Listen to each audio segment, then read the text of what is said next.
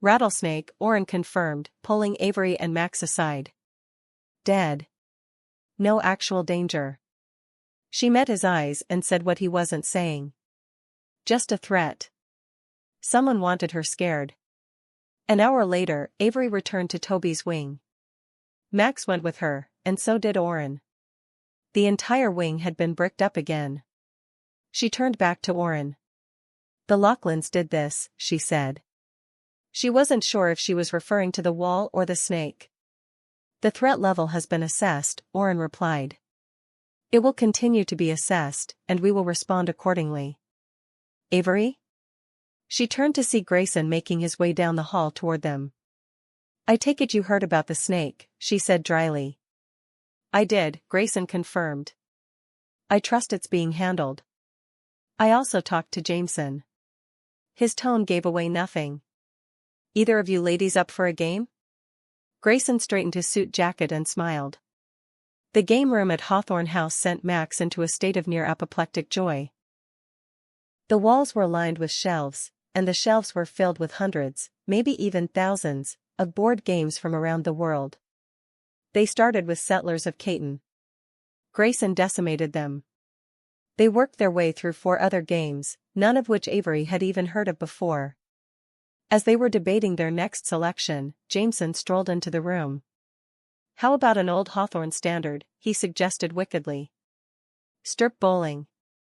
What the shelf is stirp bowling? Max demanded, then looked at Avery. Don't you dare, Avery told her silently. Never mind. Avery and I are in, Max grinned.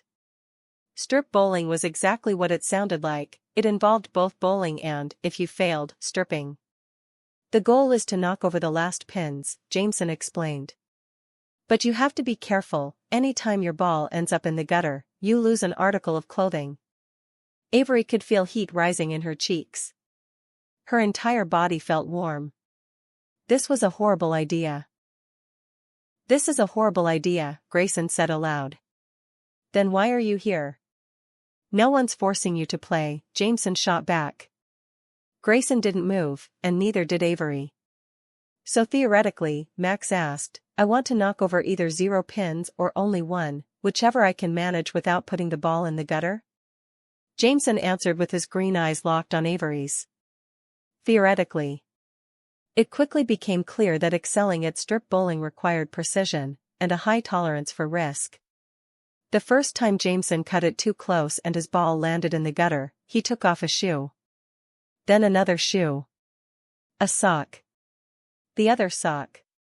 His shirt. Avery tried not to look at the scar that ran the length of his torso. Instead, she focused on taking her turn. She was losing, badly. This time, she cut it a little closer. When she knocked down a single pin, she felt relieved. Grayson went next and lost his suit jacket. Max made it all the way down to her bra. Then it was Jameson's turn again. His ball hugged the edge of the lane, then toppled into the gutter. Without warning, the door burst inward, and Xander barreled into the bowling alley, breathing hard enough to make Avery wonder how long he'd been running. Seriously?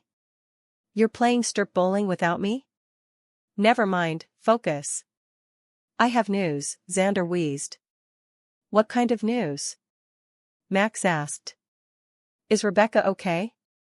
Jameson added. For some values of okay, Xander replied. That sentence made sense to no one but him. Thea was right. Rebecca's mom is having a rough day, there was vodka involved. She told Rebecca something. He looked at Avery. Do you remember what Rebecca's mom said at the fundraiser, about all her babies dying? Nash said there were miscarriages, Avery said quietly. That's what Bex thought she meant, too, Xander said. But it wasn't? Avery asked. She was talking about Emily, Grayson said. Emily, Xander confirmed. And Toby. What are you talking about? Avery demanded. Toby was a Laughlin. Xander swallowed. Rebecca didn't know. No one did. Her parents were 40 when they had Emily, but 25 years earlier, 42 years ago, When Rebecca's mom was a teenager living in Wayback Cottage, she got pregnant. And Mr. and Mrs. Laughlin covered it up? Why? Grayson asked. Xander raised his shoulders as high as they'd go before letting them drop. Rebecca's mom wouldn't explain, but she ranted to Bex, at length, about how, years later, when one of the Hawthorne daughters got pregnant, she didn't have to hide her pregnancy. She got to keep her baby. Skye hadn't been forced to put up Nash for adoption. Avery thought about what Rebecca's mom had said to Libby at the fundraiser, never trust a Hawthorne. They take everything. Did Rebecca's mom want to keep her baby? Did they make her give him away? And why would they force her to hide the pregnancy? Avery asked, horrified. I don't know the details, Xander admitted, but according to Rebecca, her mother wasn't even told the Hawthorns were the ones adopting the baby. She thought our grandmother was actually pregnant with a little boy, and that her own baby had been adopted by a stranger. Horrifying. That's why they kept Toby's adoption a secret, so she wouldn't know her baby was right there, Avery thought. Rebecca's been forbidden from seeing any of us, Xander continued. Her mom says the Hawthorne family takes and takes. That we don't play by any rules and don't care who we hurt. She blames our family for Toby's death. And Emily's, Grayson added roughly. For all of it. Xander sank down right where he stood. The room went quiet. Avery knew instinctively that their game of strip bowling was over, and none of it mattered, because all she could think was that Rebecca's mom believed Toby was dead. So did Mr. and Mrs. Laughlin. The next day, before school, Avery went looking for Mrs. Laughlin. She found her in the kitchen and asked Eli to give them a moment. Mrs. Laughlin was kneading dough. She caught sight of Avery from the corner of her eye and pressed harder into the dough. What can I do for you? She asked. Avery braced herself, certain this wasn't going to go well. She probably should have kept her mouth shut. But she'd spent most of the night turning over the same thought. If Rebecca's mother was also Toby's mother, then the Laughlins hadn't just watched Toby grow up. They hadn't just loved him because he was lovable. He was their grandson. I need to talk to you about Toby, Avery said, keeping her voice low. Mrs. Laughlin picked up the dough, slammed it expertly onto the counter, then wiped her hands on her apron. Whipping her head toward Avery, she fixed her with a sharp look. Listen to me, little miss. You may own this house. You may be richer than sin. You could own the sun for all I care, but I will not let you hurt everyone who loved that boy by dredging this up, and he was your grandson, Avery cut in. Your daughter got pregnant, you hid it, and the Hawthorns adopted the baby. Mrs. Laughlin went pale. Hush. You can't walk around here saying things like that, she ordered. Toby was your grandson, Avery repeated. And I think he's my father. Mrs. Laughlin's mouth opened, then twisted, as if she'd been on the verge of yelling but had run out of air.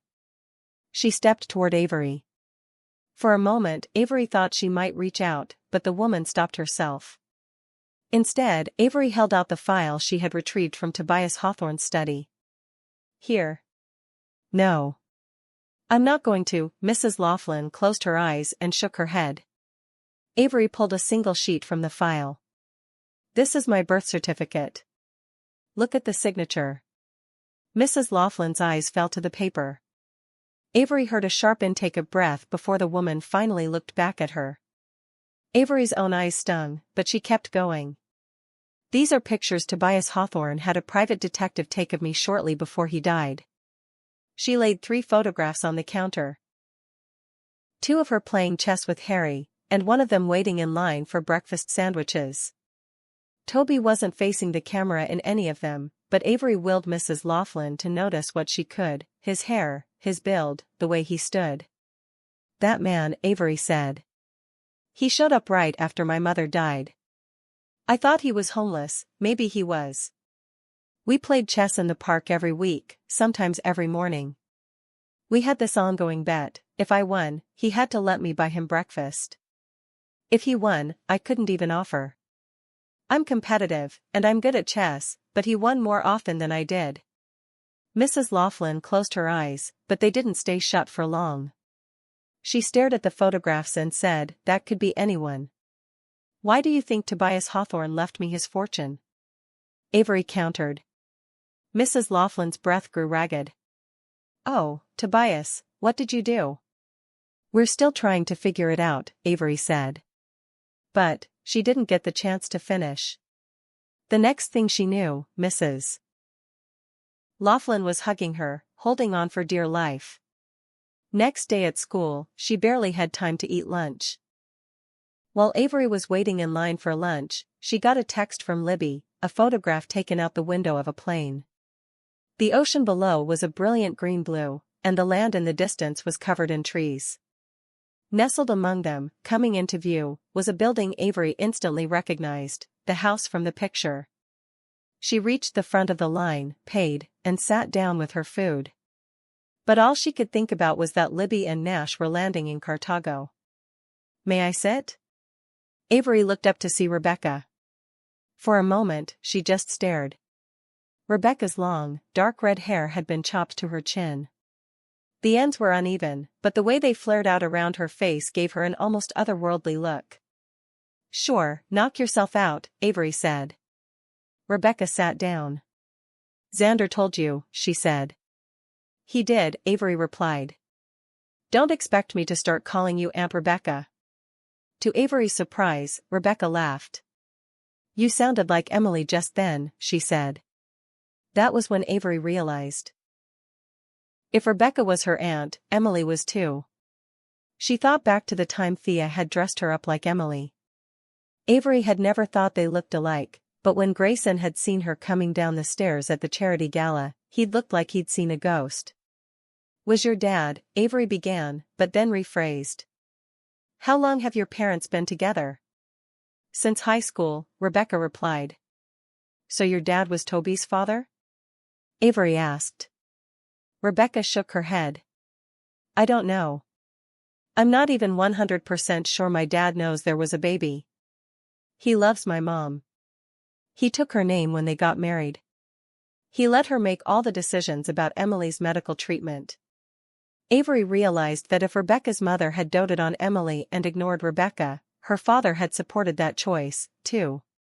"I'm sorry," Rebecca said quietly. "Sorry about what I did to you, and about what I didn't do." Avery thought back to the night Drake had tried to kill her. After a disastrous encounter with Jameson, she'd ended up alone in a room with Rebecca. They'd talked.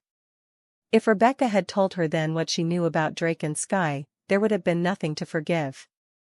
They kept talking, about Emily, about the poem Toby had left.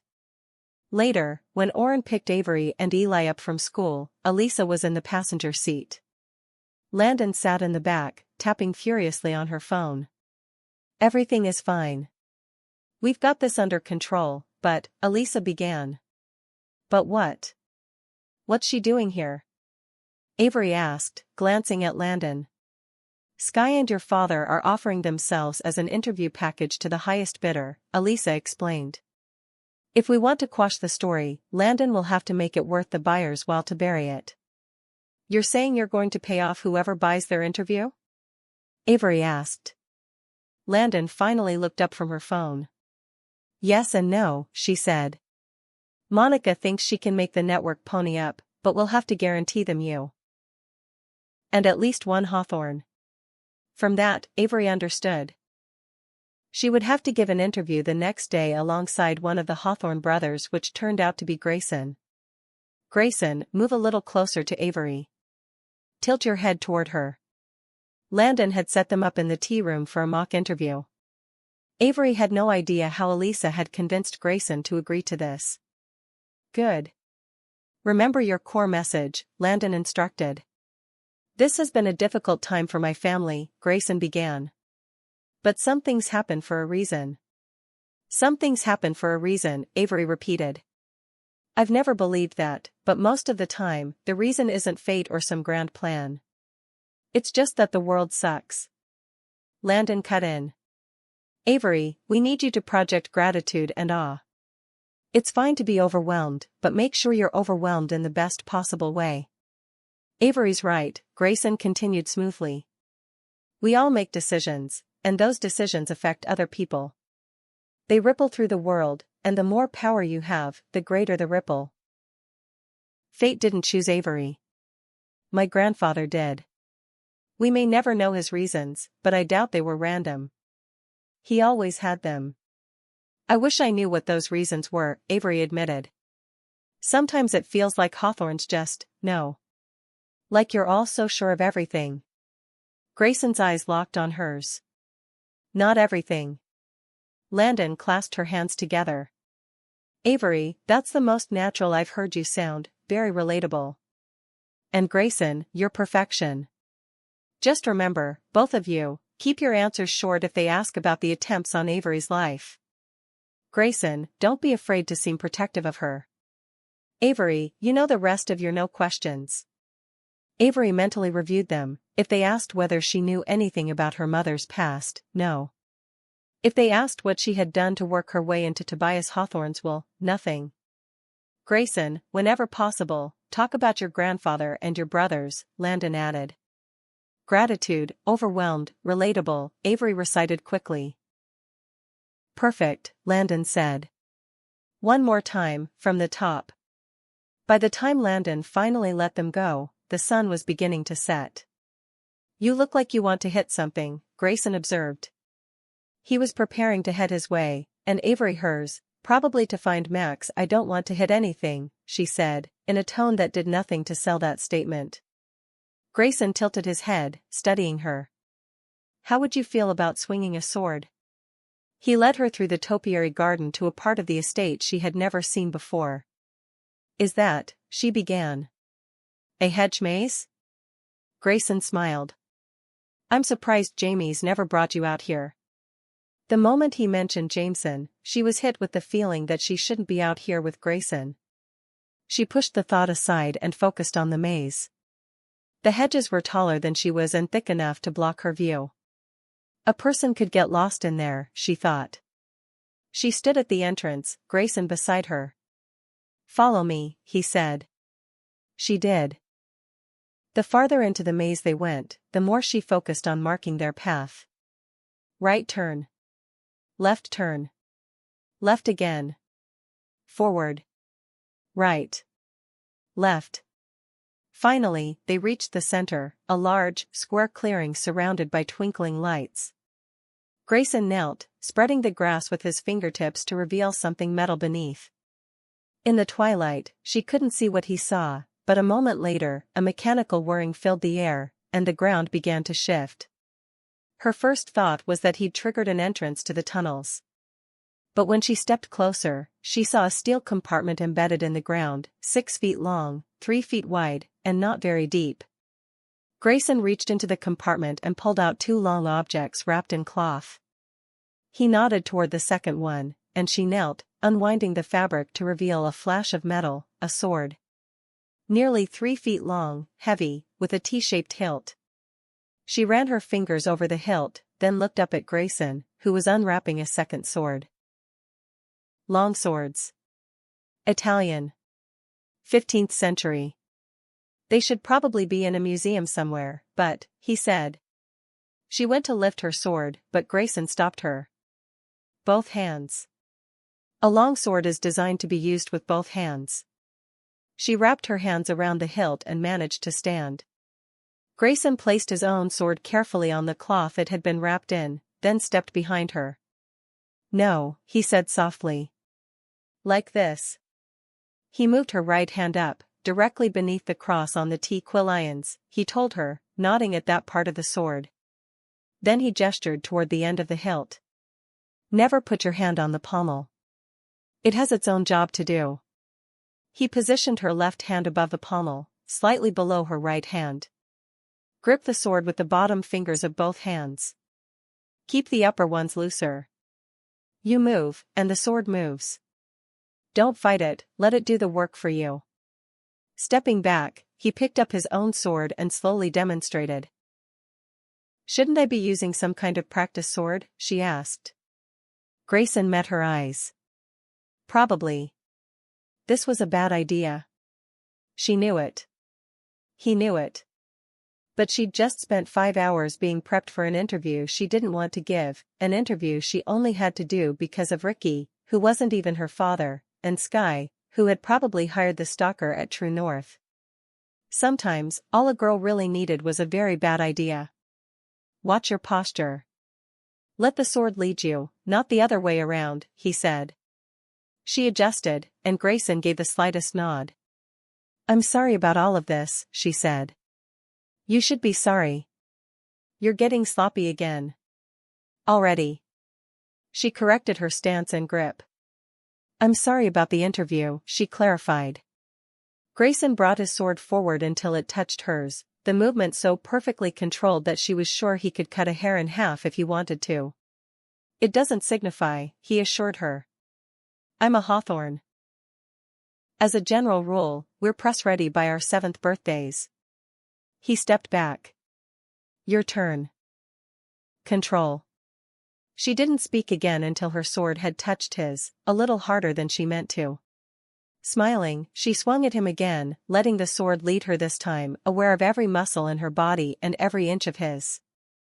She stopped the blade a microsecond before it met his. He stepped forward. Once. Twice.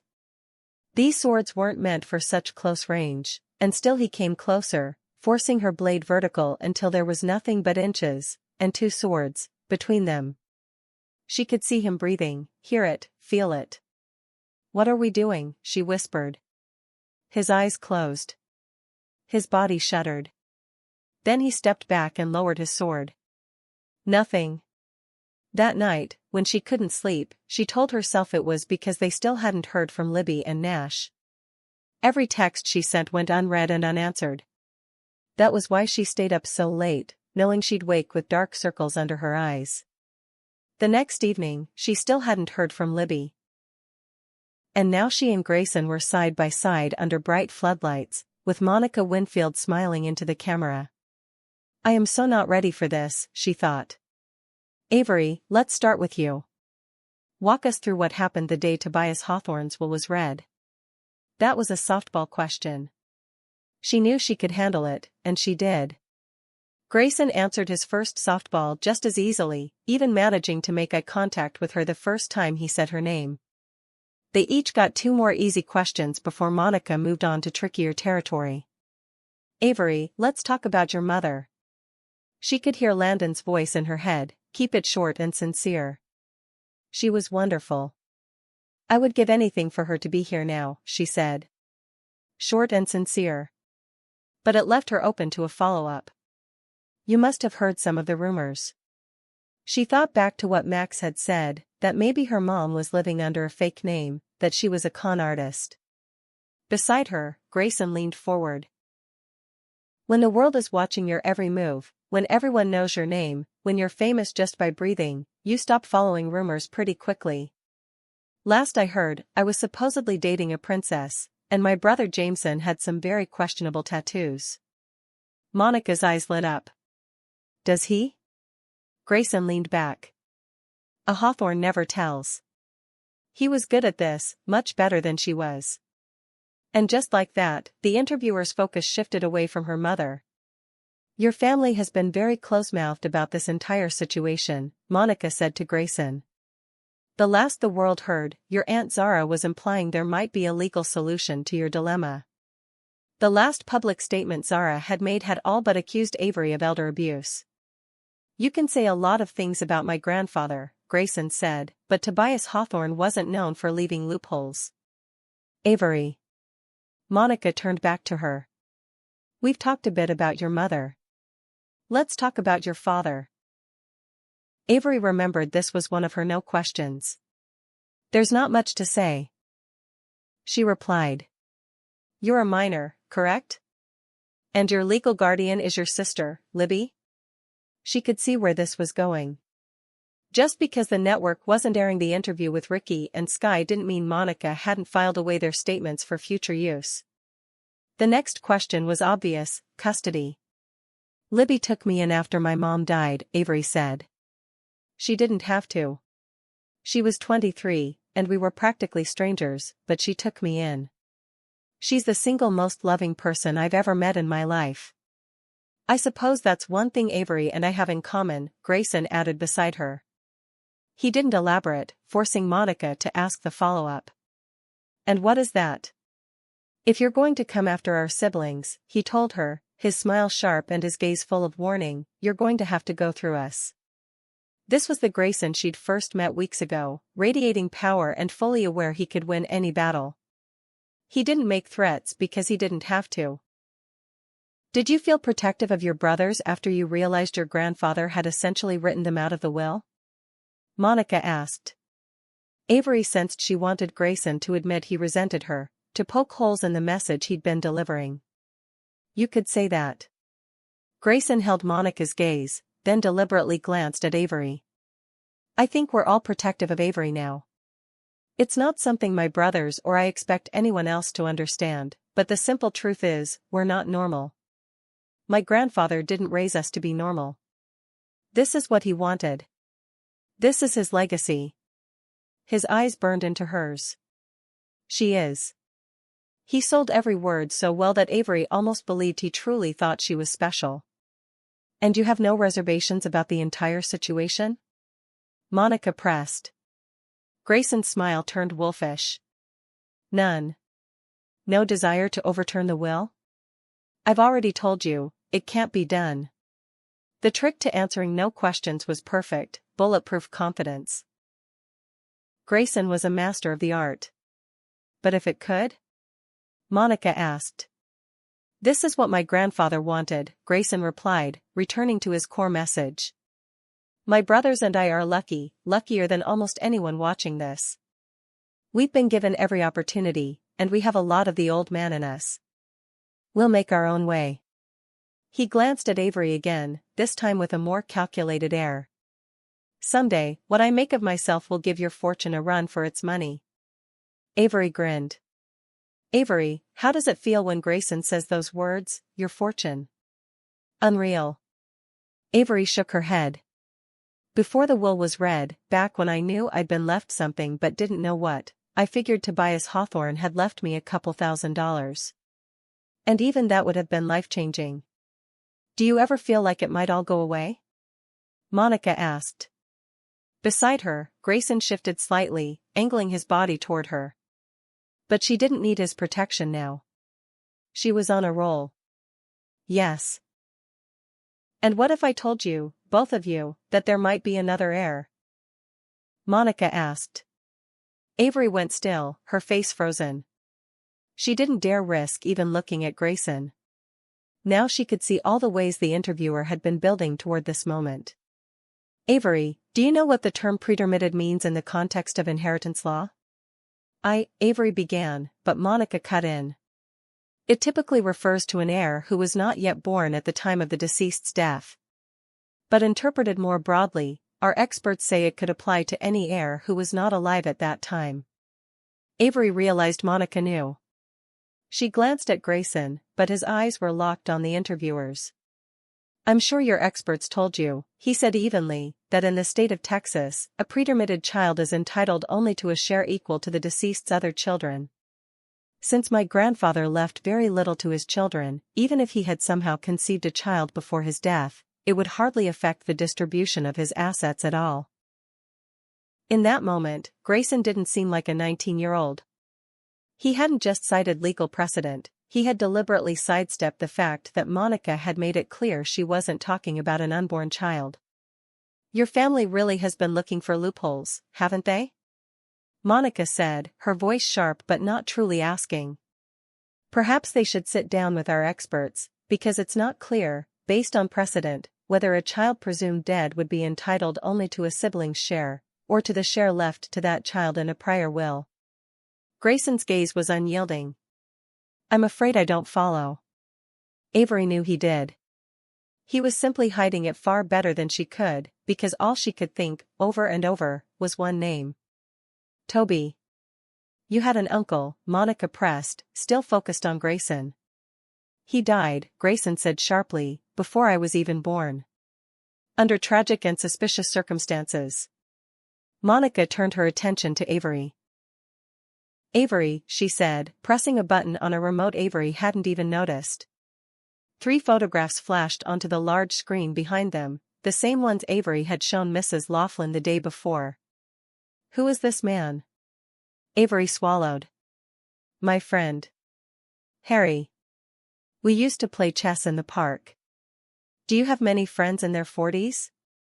Monica asked. He was the only one who could take my queen, Avery replied. We had a running bet, if I won a game, he had to let me buy him breakfast. I knew he didn't have the money to buy it himself, and I was afraid he might not eat otherwise. But he hated charity, so I had to win fair and square. Landon might have been proud of her composure, but Monica wasn't deterred. So your statement is that this man is not Tobias Hawthorne II? How dare you? Grayson's voice vibrated with intensity as he stood. Hasn't my family suffered enough? We just lost my grandfather, and you dredge up this tragedy, Avery. Monica's eyes locked on her again. She had found the weak link. Is this, or is this not, Tobias Hawthorne's supposedly deceased son? The true heir to the Hawthorne fortune?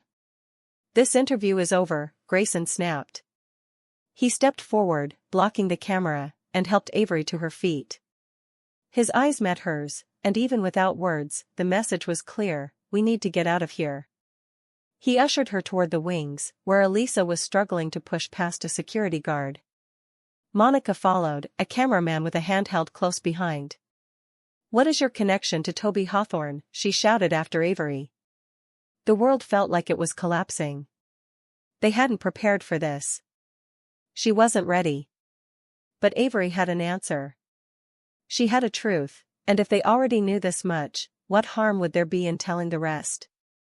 I'm his. Before she could finish with daughter, Grayson leaned down and crushed his lips to hers. The kiss was sudden, decisive, a shield against the words she had been about to say. It ended as quickly as it began, the two of them being hustled off camera and into an elevator. Avery's heart was pounding. Her thoughts were a tangled mess. What the hell was that? Elisa demanded the moment the elevator doors shut. That was an ambush, Landon replied coolly. If you keep information from me, I can't keep you from being ambushed. You know how I operate, Elisa. If you won't allow me to do my job, then it's simply no longer my job. The elevator doors opened, and Landon walked out. Avery's gaze drifted toward Grayson, but he wouldn't look at her. It was as though he couldn't. I'll ask one more time, Elisa said. What the hell was that? You'll get your answer, Oren said firmly. In the car. We need to move now. I've sent 2 of my men ahead, and the decoy is deployed. We're going out the back. Move. They made it out of the parking lot before the vultures descended. Elisa let the silence stretch for a full minute before speaking again. This time, it wasn't a question. Who knew? She demanded. Avery looked down. I did. Obviously. Elisa's eyes shifted to Grayson. Are you going to lie and tell me you didn't? Then her gaze flicked to the driver's seat. Oren? Oren said nothing. This will be easier if we start at the beginning, Grayson said. You'll recall that Avery asked you to locate an acquaintance of hers, to whom she wished to offer financial help. Harry, Elisa said. Avery knew that Elisa's memory could be like a sieve, but she would never forget what had just happened, and probably wouldn't forgive it either. Toby, Avery corrected softly. She looked at Grayson. You can't do this for me. You can't protect me the way you did back there. I didn't know who he was at the time, Avery continued, but then I saw a picture of him in Nan's locket. You should have told me. Immediately. Elisa's anger boiled over, spilling into a string of curses, some in English, some not. And you shouldn't have told anyone else, she added, her glare landing squarely on Grayson. Xander already knew, Grayson said quietly. My grandfather left him a clue. That took the wind out of Elisa's sails, but only slightly. Of course he did. She exhaled sharply, drew in another breath, and repeated the process 2 or 3 more times. If you had told me, Avery, I might have been able to get a handle on this. We could have hired a team to find him, Avery cut in. Your team already looked. There are teams, Elisa said pointedly, and there are teams. I have a fiduciary duty to the estate, and to you. There's no way I could justify spending millions to find Harry. But to find Toby? Avery pulled out her phone and opened the picture Libby had sent, the one of Toby's message. She handed it to Elisa.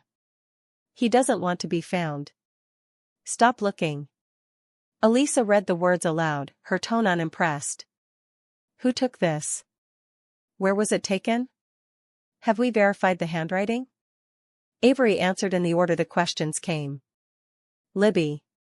Newcastle. And yes, the handwriting is definitely Toby's. Elisa rolled her eyes toward the ceiling. You sent Libby after him? Avery was gearing up to defend Libby when Grayson stepped in. And Nash. It took Elisa a solid 4 or 5 seconds to process the fact that Nash had known, and that he was with Libby now. And you, she turned on Grayson, her voice heated. You had time to look up legal precedent, but it didn't occur to you to talk to a lawyer? Grayson lowered his gaze to the cuff link on his sleeve. When he looked back up, all he said was, we couldn't be certain where your loyalties would lie. This time, Elisa didn't look angry. She looked like she might cry. How could you say that to me, Gray? Her voice cracked, and she searched his expression for any sign of an answer. Avery was reminded that Elisa had grown up alongside the Hawthornes. She had known Grayson, Jameson, and Xander their entire lives. When did I become the enemy here? I have only ever done what the old man wanted me to do. She spoke as if each word were being physically torn from her. Do you have any idea what that's cost me? It was clear from her tone she wasn't just talking about the will, or about Avery, or anything that had happened in the wake of Tobias's death. I was holding this entire family together by a thread. Elisa swiped at her cheek with the back of her hand, erasing the single tear that had escaped. Her expression made it clear that it would be the last. Avery, I will handle this situation. I will put out this fire. I will do what needs to be done. But the next time you keep a secret from me, her eyes sharpened, the next time you lie to me, I will throw you to the wolves myself. Avery believed her. There's one more thing. Avery swallowed hard. Well, 2 more things. 1. Toby was adopted.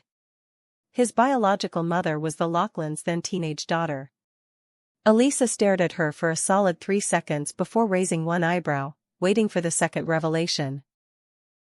And 2, Avery said, her voice low, I have reason to believe that Toby is, in all likelihood, my father. Well, Max said, flopping down on Avery's bed, that could have gone better. Avery realized Max had seen the interview. The whole world had. Are you sure you're okay? Max asked. From the very beginning, Grayson had warned Avery not to pull at the thread. He'd warned her against telling anyone about Toby, and yet, she thought about how many people she had told. When they'd arrived back at Hawthorne House, she'd tried to talk to him, but her mouth had refused to form a single word. Grayson didn't have to kiss me, Avery told Max, he could have just cut me off. Personally, I find this turn of events delightful, Max declared. But you look like a deer caught in headlights. He shouldn't have kissed me, Avery insisted. Max grinned. Did you kiss him back? I don't know, Avery said. Would you like me to pull up the footage? Max offered. The truth was, Avery had kissed him back, and now she was so confused. She had a thing with Jameson, but not really. And now she felt like she'd betrayed him. Max's advice was simple, close your eyes. Picture yourself standing on a cliff overlooking the ocean. The wind's whipping through your hair. The sun is setting. You long, body and soul, for one thing, one person. You hear footsteps behind you. You turn. Who's there? The problem with Max's question was that it assumed Avery was capable of longing, body and soul, for anything, or anyone. But when she pictured herself on that cliffside, she pictured herself alone. Late into the night, long after Max had left, Avery scrolled through news searches to see what people were saying about the disastrous interview. Most headlines were calling Toby the lost heir. Sky was already giving interviews, apparently her NDA didn't cover this. In the comments section of nearly every article, people speculated that Avery had slept with Grayson to get him on her side. Some claimed he wasn't the only Hawthorne she'd slept with. Avery walked to her closet and pulled out the bag of postcards. She flipped through them, reminders of who she was, and who she had been. This was what she and Toby had once daydreamed about. She wasn't sure how long she had been sitting there when she heard a noise. She looked up. The last time she'd checked, Orrin had been stationed outside her room. He had warned her that the news getting out could put her in danger. A voice spoke from the other side of the fireplace. "It's me, Eris." She instantly knew it was Jameson. That should have been a relief, but as her hand closed around the candlestick on the mantel, the last thing she felt was safe. She triggered the passage. "I take it you saw the interview?" Jameson asked, stepping into her room. "Not your best showing." Avery waited for him to say something about the kiss. "Jameson, I didn't," he held a finger to her lips. "If yes is no, and once is never, then how many sides does a triangle have?" That was the riddle he'd thrown at her the first day they'd met. At the time, she'd solved it by converting everything to a number. If you coded yes, the presence of something, as 1, and no, the absence of something, as 0, then the first two parts of the riddle were redundant. If 1 equaled 0, how many sides did a triangle have? 2, she said. 2, she answered, the same response as before, but this time, she couldn't help wondering if Jameson meant another kind of triangle, him, Grayson, and her. "A girl named Elle finds an envelope on her doorstep," he continued. "The front says to, the back says L. Inside are 2 identical letters. Afterward, she spends the whole day underground." Why? She wanted to tell him to stop, but she couldn't resist the challenge. Jameson had tossed out a riddle, and riddles had to be solved. "The 2 letters were N," she said slowly. "The envelope said to, TU, and the back said L, spelled EL. 2 NS make tunnel. That's why L spent the day underground." "Exactly." His eyes glinted as he finished her sentence. "You win, Eris." They were standing too close. A warning siren went off in her head. "Why are you here?" Avery asked, even though she already knew. "Because I'd bet $5 you're not checking your phone." He was right. "I turned it off," she admitted. "I'm about ready to check it out the window. I'll bet another 5 that you can't hit the statue in the courtyard. Make it 10, and you've got a deal." "Unfortunately," Jameson said, "if you throw your phone out the window, you'll miss the message from Libby and Nash. They found something, and they're on their way back." At dawn, Avery woke to find Orrin stationed right outside her door. "You've been out here all night?" she asked. His look was answer enough. "What do you think?" He'd warned her that news about Toby would create a security nightmare. She still didn't know how it had leaked. "Right," Orrin said flatly. "Consider yourself on a 6-foot leash. You don't leave my side until this dies down, if it dies down." Avery winced. "How bad is it?" "I have 2 guards at the entrance to your wing. They've already had to turn away Zara, Constantine, and both Lachlan's, sometimes by force. And that doesn't even cover what Sky pulled at the gates, in full view of the paparazzi." "How many?" Avery asked. "Twice as many as before." She blinked. "How is that even possible?" "I was already front-page news before last night's interview."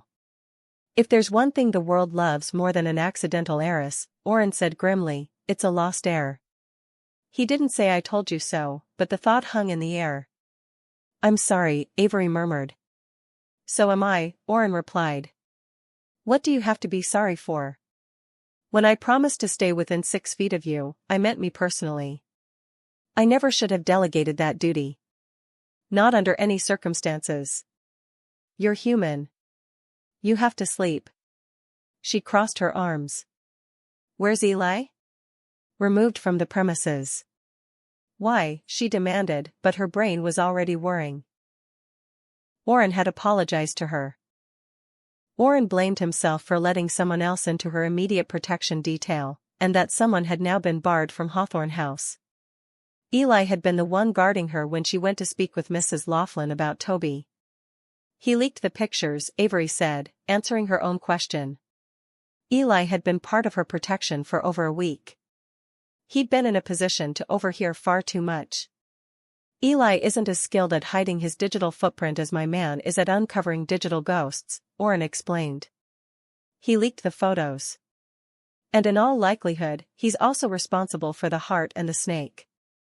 Avery stared at him. Why? I assigned him to your school detail. He clearly wanted that assignment extended to the estate. I trusted him, and that trust was misplaced. For whatever reason, possibly a payout from the press, he wanted to be closer to you. I didn't see it. I should have. Avery had never once felt unsafe around Eli. He hadn't harmed her, though he'd had the chance if he'd wanted to. She thought of Max's ex-boyfriend, who'd tried to steal their texts to sell. Of her so-called father and of Sky, both eager to cash in on their stories. Of the payout Elisa had arranged in the beginning, convincing Libby's mother to sign an NDA. It was beginning to sink in. For the rest of her life, there would always be people she met, people she grew close to, who might see her as nothing more than a payout. This is the second time my error in judgment has cost you dearly, Oren said quietly. If you feel the need to hire new security, I'm sure Elisa could. No, Avery cut him off. If Elisa hired someone, their loyalty would be to Elisa, not her. Whatever mistakes Oren had made, Avery trusted that his allegiance was to her. He had protected her because Tobias Hawthorne had asked him to, and because, she believed, he wanted to. Yes? Oren said suddenly. Avery realized he wasn't speaking to her. He was wearing an earpiece, listening. Let them through, he ordered. Turning back to Avery, he added, your sister and Nash are at the gates. Avery waited for Libby and Nash in Tobias's study and asked security to allow Grayson, Jameson, and Xander to return as well. She texted the boys to meet her, then sat alone, on edge. Why did it take Libby so long to text me back? She thought. What did they find in Cartago? Avery thought. Avery, get behind me. Oren's sudden command snapped her out of her thoughts. He stepped forward, gun drawn. She didn't understand why, until she followed his line of sight to the display case on the back wall. The one filled with shelves of Hawthorne trophies. The wall was moving, rotating toward them. Avery quickly moved behind Oren. He took a step forward, his gun trained on the shifting wall. Identify yourself, he called out. I have a gun. So do I. Zara stepped into the room, dressed as if she were on her way to a country club brunch. Sweater set, slacks, neutral flats. But in her hand, she carried a gun. Put it down. Oren ordered, keeping his weapon trained on her. Zara kept her weapon steady, giving Oren a look of pure disdain. I think we all know I'm the least murderous Hawthorne of my generation, she said coolly. So I'll happily lower my weapon, once you lower yours, John. Don't do this, Oren warned. I don't want to shoot you, Zara, but make no mistake, I will. Put the gun down, and we can talk. Zara's expression never wavered. You know me, John. Intimately. Do you really believe I'm capable of harming a child? The child in question was obviously Avery, though her racing pulse barely let that fact register. Still, she managed to speak. Intimately? Avery echoed, looking at Oren. Not since my father's death, I assure you, Zara interjected smoothly. John has always been quite clear on where his priorities lie, first with my father, and now with you. 20 years earlier, Tobias had left Zara his wedding ring, a pointed reminder of her infidelity. She was married to another man now, but the words in Tobias Hawthorne's will remained unchanged. And here she was, having another affair, with Oren. You shouldn't be here, Zara, Oren said firmly. Shouldn't I? She countered, After a tense beat, she lowered her gun and set it carefully on the desk. Had your men allowed me entrance in a more traditional fashion, I wouldn't have been forced to sneak in like a thief. And were I certain you wouldn't immediately have me escorted out, I wouldn't have needed a firearm in the first place. But here we are. Still, as a show of goodwill, which none of you deserve, so long as no one tries to remove me, my gun will stay right where it is. Only then did Oren lower his weapon. Zara turned her gaze on Avery. Young lady, she said coldly, you will tell me what that nonsense on the news last night was. Now. Toby was her brother, after all. Avery could only imagine her reaction to hearing the truth. Talk, Zara pressed. You owe me that much, at least. Wouldn't you rather hear it from us, Aunt Z? All three of them turned. Jameson stood there, Grayson and Xander flanking him. Until that moment, Zara had worn a mask of disdain and calm, but when she saw her nephews, it faltered.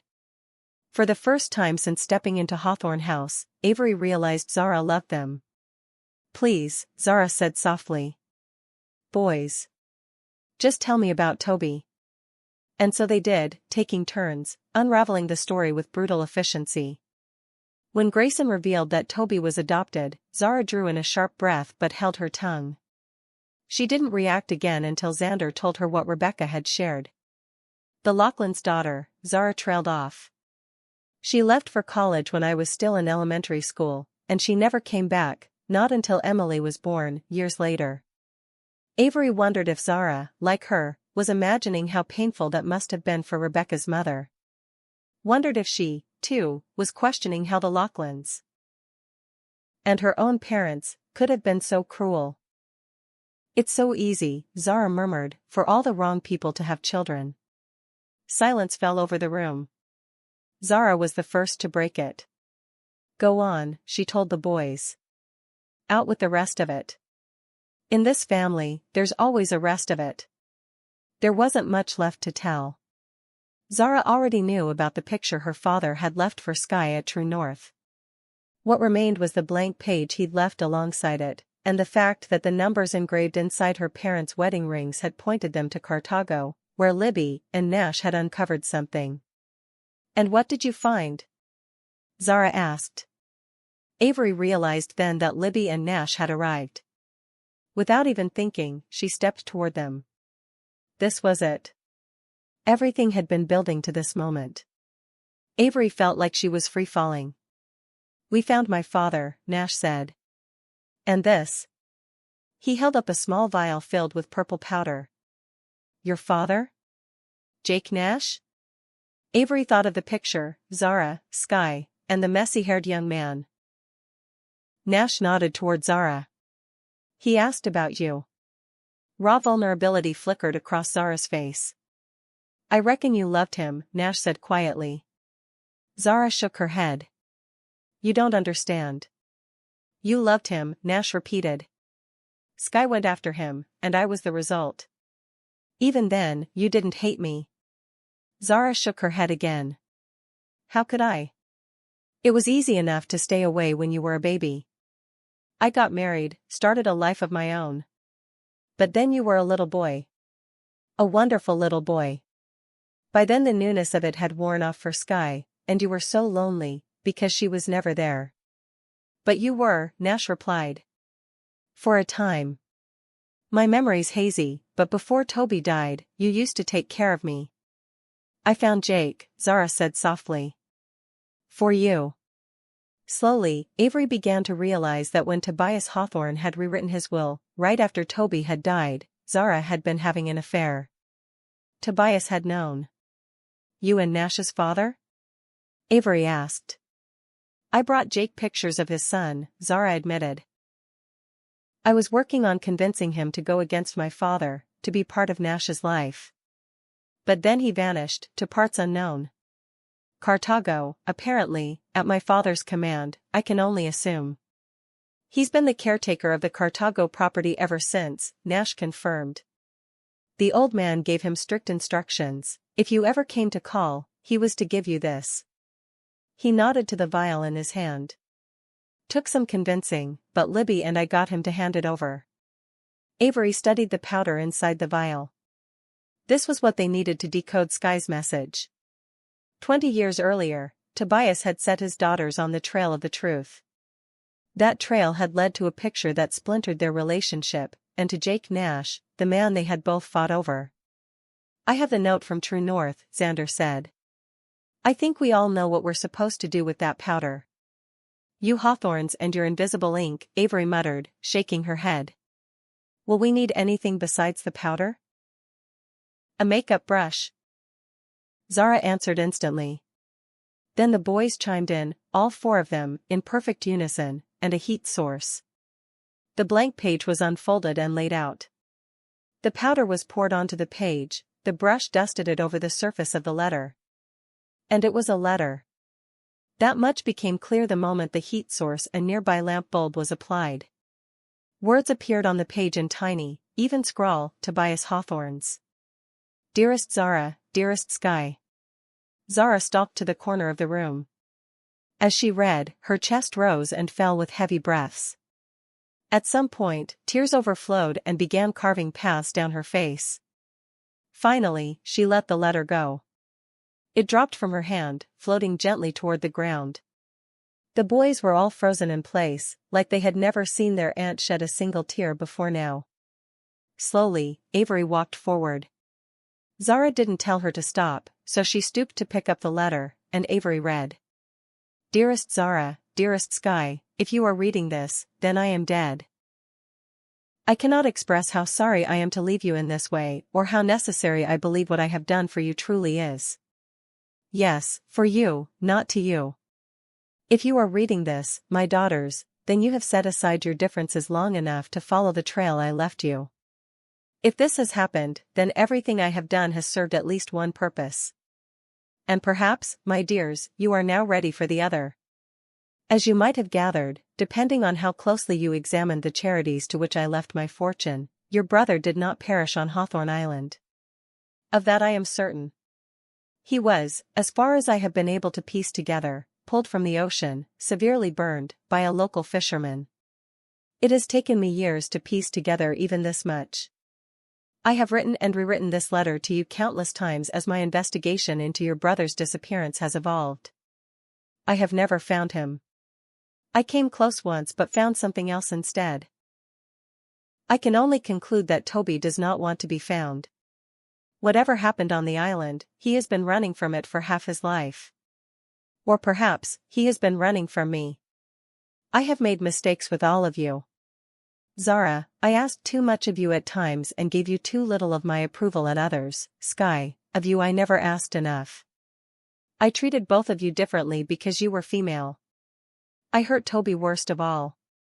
I won't make the same mistakes with the next generation. I will push them all in equal measure. They'll learn to put each other first. I will do for them everything I should have done for you, including this. Not one of you will see my fortune. There are things I have done that I am not proud of, legacies that you should not have to bear. Know that I love you, both of you. Find your brother. Perhaps, once I am gone, he will finally stop running. Below, you will find a list of locations to which I have traced his whereabouts these past 20 years. In a safe deposit box at Montgomery National Bank, number 21666. You will find a police report about the incident on Hawthorne Island, as well as extensive files put together by my investigators over the years. You'll find the key to the safe deposit box in my toolbox. There is a false bottom. Be brave, my dears. Be strong. Be true. Yours sincerely, Father. Avery looked up from the letter as the boys came to her. Zara sank to her knees behind her. While they read, Avery processed the contents. They had confirmation now. Tobias had known his son was alive. He had been searching for him. And, just as Sheffield Grayson had claimed, the old man had buried a police report about what had happened on the island. There might be more details in the safe deposit box, once they found the key. The toolbox, Avery said suddenly, turning to Orrin. Tobias Hawthorne left you his toolbox. That had been part of the updated will. Had the old man realized Orrin was sleeping with Zara? Was that why he'd involved him? Avery wondered. Tobias had written the phrase "these past 20 years" in the letter, suggesting it hadn't been updated recently. He had written it 8 years ago. And yet, when Tobias Hawthorne updated his will the year before, leaving Avery everything, he had laid a new trail. A new game. Another attempt to mend family bonds. But he had included the same words to Zara and Sky, the same clues. Had he kept adding information to the safe deposit box over the last 8 years? Avery wondered. What do you think he meant about legacies we shouldn't have to bear? Grayson asked. I care less about that, Jameson replied, then about the list at the bottom. What do you make of it, Eris? Standing between Jameson and Grayson should have been unbearable. Awkward, at the very least. But in that moment, it wasn't. Avery looked down at the letter, at the list. Dozens of locations were scattered across the page, all over the world, as if Toby had never stayed in one place for long. But one by one, certain names leapt out at her. Waialua. New Zealand. Peru. Tokyo, Japan. Bali, Indonesia. Oahu. Waitomo. Cusco. Her breath caught. Jameson and Grayson called her name, but she couldn't answer. Oahu, wasn't that one of the Hawaiian Islands? Cusco, Peru, the nearest city to Machu Picchu. Her eyes roved back over the list. Hawaii. New Zealand. Machu Picchu. Tokyo. Bali. Avery stared at the page. Hawaii, she said out loud, her voice shaking. New Zealand. Machu Picchu. Tokyo. Bali. For a guy on the run, Xander commented, he sure made his way around. But Avery shook her head. Xander didn't see what she was seeing. I know this list, she whispered. There was more, 5 or 6 other names she recognized. My mother's postcards. She bolted, running full tilt. Warren was after her instantly, and the others weren't far behind. Avery reached her room in seconds, her closet in less. Soon she was holding the postcards in her hands. Nothing was written on the back. No postage. She had never questioned where her mother had gotten them.